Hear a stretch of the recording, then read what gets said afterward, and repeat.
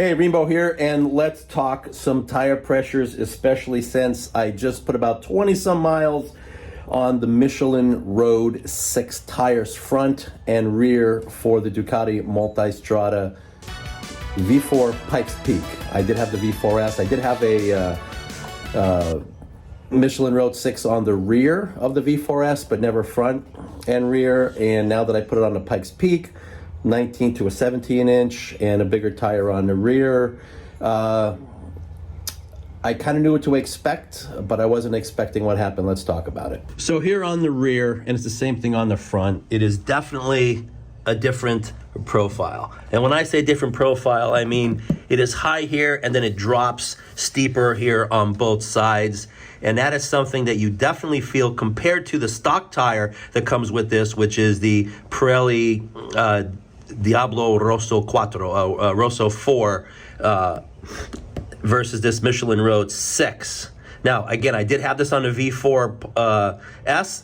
Loved it, only on the rear. But now that I have front and rear, and I was used to those Pirellis, let's talk about the difference. The first thing I'm going to tell you is let's talk about tire pressures.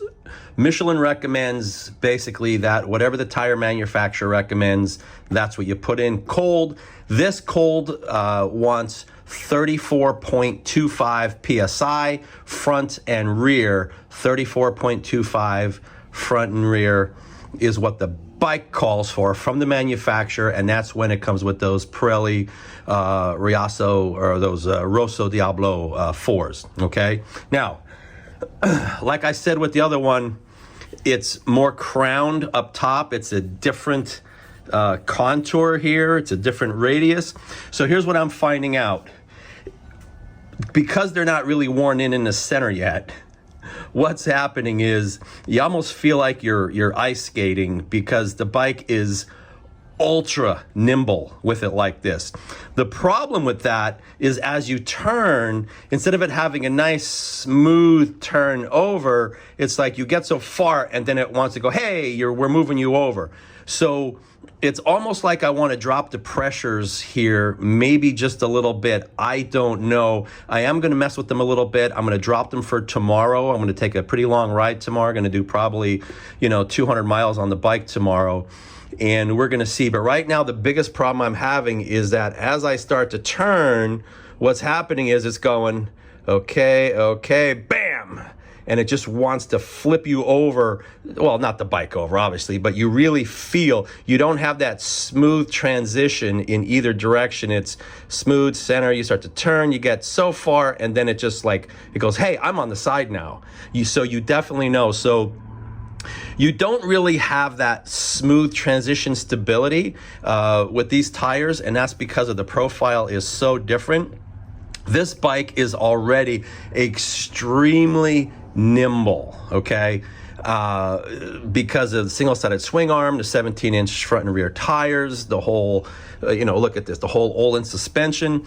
But that's what's happening is you're trying to go, and all of a sudden you turn a little bit, and then it wants to say, hey, I'm over here, because it's such a pronounced, I hate to say bull nose, but it's such a pronounced peak here in the center that it really lets those transitions, they're not smooth as I'd like. Let's continue talking. Now, if you have a V4S, that bike calls for, I believe it's 34.8 or 34.9 PSI front and rear. Maybe if the rear is 36 and it goes up to 42 when you have a passenger. That's on the V4S. On the Pikes Peak, like I said, it's 34.25 front and rear. So it's actually slightly lower. I don't think I'm going to mess with the rear pressure.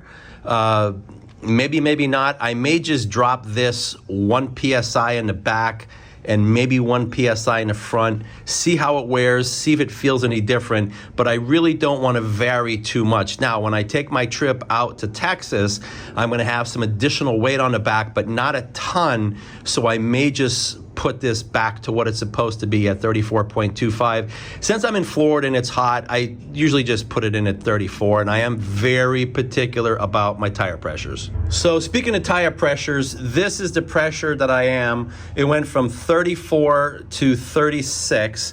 I like to use the long acre. I'm an analog guy. I really like analog. So in 20 miles in the Florida heat, it's in the 80s today. I gained about 2 psi. Not too bad, at all. But I'm wondering, because of the heat that I'm in, maybe I could lower them a little bit more. So what I'd like to do is I'd like to talk about this with everyone and get some input on what tire pressures you use. If you have the Michelin Road 6s, how you vary it from what the bike calls for on the manufacturer side. Again, Michelin, their engineers did specifically say that whatever the manufacturer wants is what you should put in, and that's more or less a liability statement. I'd like to know if you feel any different about that. If I was at the racetrack, I kind of know what I would do, but I would have tire warmers on, and I would probably keep the front pressure. I'd probably drop this about 3 pounds or maybe 4 even. We'll see. But this bike isn't going to the track with these tires. This is just going on a long trip. And let's see what happens. So please comment below. This is Rainbow. Please like, please subscribe. But let's get a conversation going about dialing in new tires that are a different brand from what the motorcycles come from.